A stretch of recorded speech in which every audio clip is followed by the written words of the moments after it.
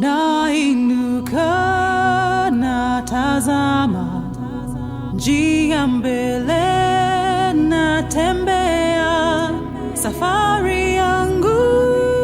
Hello and welcome to Aved. If you are new here, please consider joining our community by subscribing to our channel. If you're already a member, way to go, welcome back. Be sure to stick around as we uncover how big Kenya's top telecommunications company Safaricom really is. Safaricom was a 22-year-old company as of the making of this video, with a history dating back to the late 90s. But in order to find out how it all really started, we need to take you back to the very start.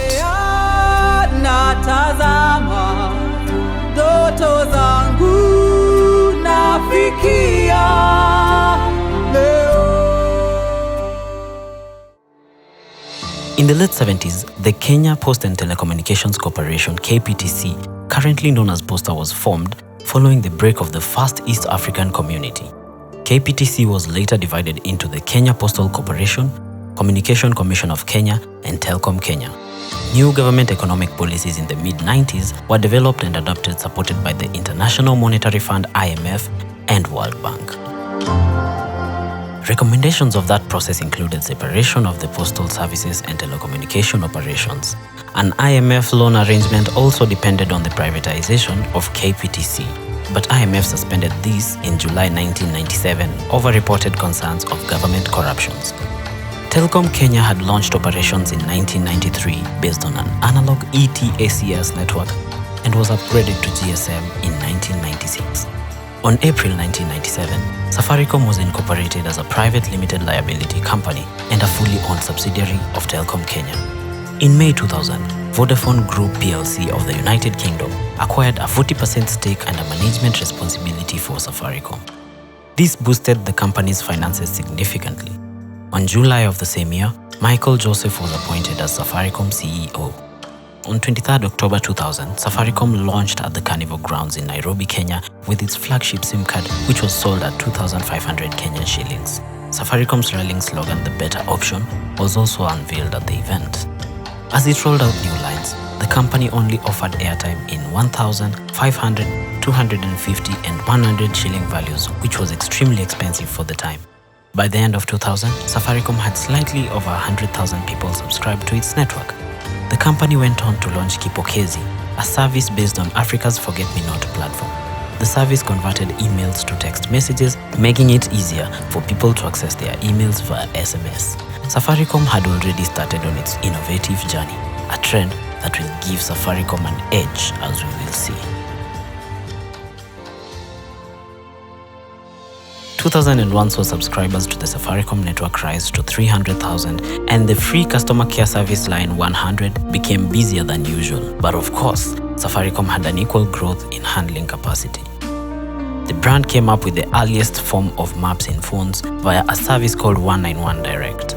Safaricom was converted to a public company with limited liability on 16th May 2002, having crossed 700,000 subscribers. The year that followed, Safaricom subscribers went up to a whopping 1 million. In 2004, Michael Joseph, the Safaricom Chief Executive Officer, was crowned Kenya's CEO of the Year. This was marked with the inauguration of mobile internet service on 900 MHz and 1800 MHz on 2G, a major milestone for the Safaricom network. At one point, they rolled out the first national promotion, awarding 3 winners a Volkswagen Beetle each. Shortly after, came a drop in the new SIM card acquisition prices to 99 shillings. By this time, Safaricom's network bandwidth was recording activity busier than usual, but the airtime purchases were not growing in proportional measure. What was really happening?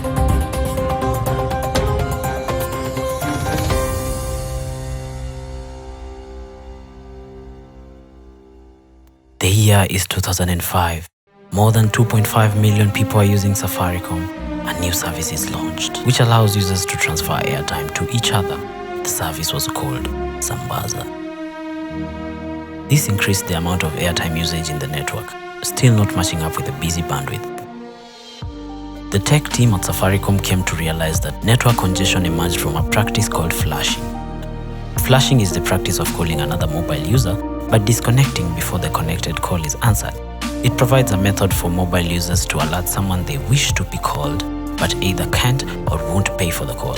The method is cost-free for the users, but very costly in network bandwidth usage. Safaricom, being an innovative giant, introduced a flashback service that gave its 3 million subscribers 5 free SMSs a day with a single predefined message stating, "Please call me, thank you." Although the message can be annoying when sent just for fun, they can prove useful when one is in trouble and has no airtime. It also gave parents more of a reason to give mobile phones to their children without the real need for getting them airtime. In 2006, just after moving to its corporate headquarters in Westlands at a hefty price tag, one of the worst hunger crises hit Kenya hard. Safaricom further flexed their financial muscle for good cause.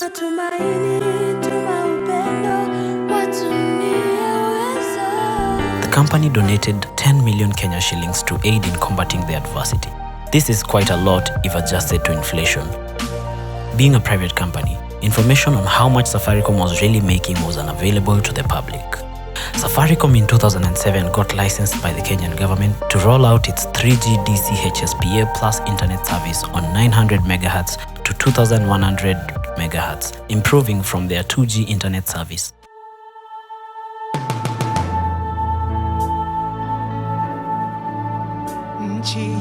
The Teleco giant would a year later, on 7th of March, stamp its authority in the fintech sector, not just in Kenya, but globally, with the launch of the famous M-Pesa, a mobile money transfer service that was aimed at assisting the population access financial services from their mobile phones. This was the first of its kind in the world.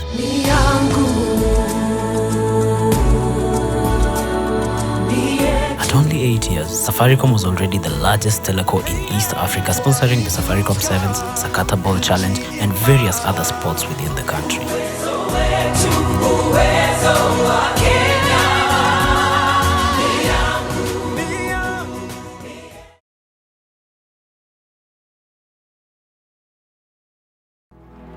In 2008 marked a very significant milestone for the organization. It had just hit 10 million subscribers and was extremely profitable. The government offered 25% of its shares to the public through the Nairobi Securities Exchange. For the first time, members of the public could buy and peep into the massive profits the company was raking in. The company went on to acquire majority shares in Packet Stream Data Networks Limited, which was founded in 2003, One Communication, that was founded in 2006, and ISA Telecom Kenya, the company that owns the U networks. More money was channeled to expanding M-Pesa and marketing to potential subscribers. The growth of the M-Pesa service forced formal banking institutions to take note of the new venture. In December 2008, a group of banks reportedly lobbied the Kenyan finance minister to audit M-Pesa in an effort to at least slow down the growth of the service. This ploy failed as the audit found that the service was robust. At this time, the Banking Act did not provide the basis to regulate products offered by non-banks, of which M-Pesa was one such very successful product. It was becoming clear that Safaricom was becoming big and there was no stopping it. But was it becoming too big?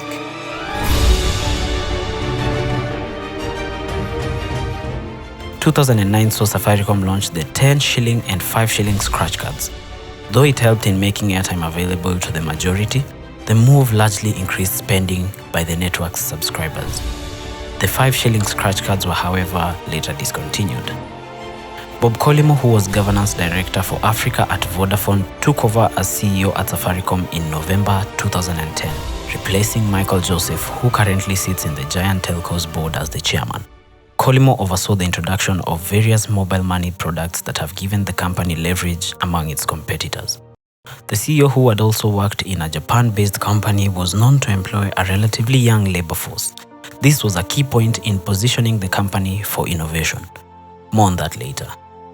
With the same passion for young talent, Safaricom, in collaboration with its subsidiary M-Pesa, launched the M-Pesa Foundation Academy, a world-class school fully sponsoring 100% of its students. Colimo was also at the forefront in leading the charge against regulatory efforts to clip the company's wings due to its size and dominance.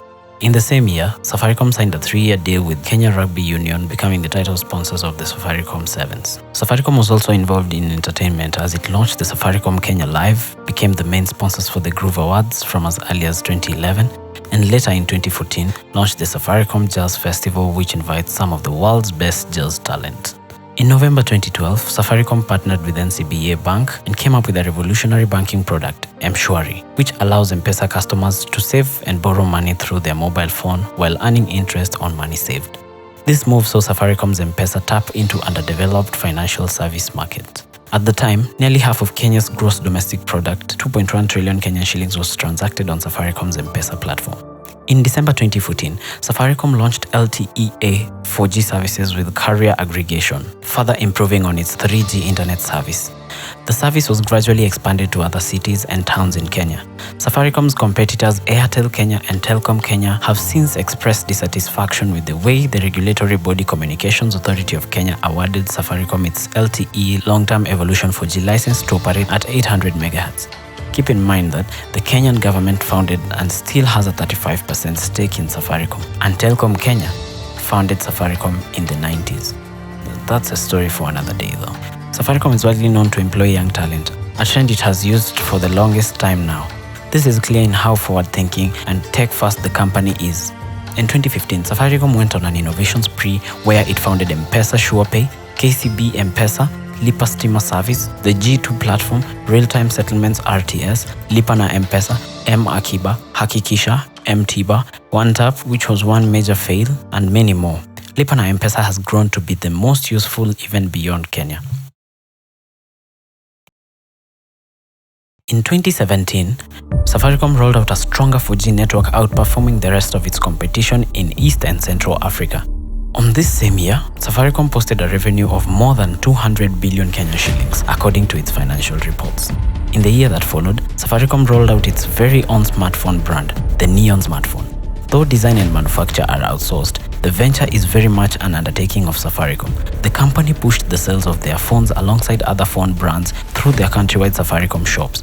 Safaricom in this year became the first company to hit a market capitalization of 1 trillion Kenyan shillings in the Kenyan economy.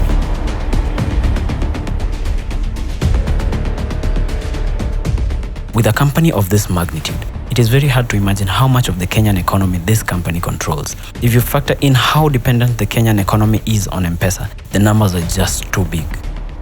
To those of you who are still watching to this point, welcome to the community. You are our true fans. Take a moment to type the word big in the comment section so that we know you're there and that you're following closely. 2019 was a sad year as it saw the company's longest-serving CEO pass away after battling cancer for 2 years. It became evident just how much Kenyans recognized and appreciated Kolimo, Safaricom's former top employee. Bob Kolimo was succeeded by Peter Ndegwa, who previously served as CEO of Guinness Ghana and later a general manager in a Europe-based firm. He was based in Amsterdam in the Netherlands. In 2020, despite having made transactions of up to 1,000 Kenya shillings free, Safaricom's M-Pesa still managed to record a positive growth in profits through the first year of the COVID pandemic. This was part of its many efforts to minimize the effects of COVID-19 in the country. On the same year, the company celebrated 20 years of operation through promotions and giveaways to some of its users. 2021, however, was the first year the company recorded a drop in revenue, partly due to the COVID-19 pandemic. But trust me, the company still remained the biggest brand in East and Central Africa, and by far.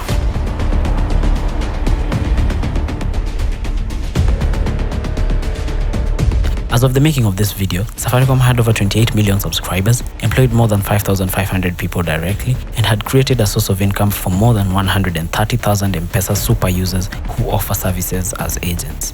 The tech innovator has been ranked as Africa's best company to work for and the 67th worldwide. Safaricom currently owns Safaricom Money Transfer Services, DigiFarm, Ego Wireless, InstaConnect Limited, Packet Stream Data, and ISA Telecommunications, most of which provide the company with its telecommunication infrastructure. This helps Safaricom reduce dependence on other companies outside the Safaricom ecosystem. Safaricom competes with the likes of MTN, Vodacom, Airtel Africa, and Orange Africa. It's worth noting that between Safaricom and Airtel is the bigger telecommunications company worldwide. But in the Kenyan market, Safaricom leads by a wild margin, controlling a staggering 61% of the market share. Safaricom recorded a revenue of 146.4 billion Kenya shillings in its just concluded financial year. In comprehensible numbers, that could translate to a daily average of 400 million. For sticking with us this far, we have a special extra one for you, our true fan. Safaricom became the second network operator in Africa after Vodacom to launch a live 5G network initially available in the populous areas of Nairobi, Kisumu, Kakamega, and Kisii. Also, Safaricom has just finalized its deal to expand north into neighboring Ethiopia. Ethiopia is a market with a population of over 120 million people, making it one of the most sought-after telecommunications markets in Africa. We have come to the end of our video today. Let us know what surprised you most about Safaricom. We are eager to know. Also, let us know what companies you want to see next. We will be more than willing to let you know how big they are. Help us inform you better by interacting with us on the comment section below. See you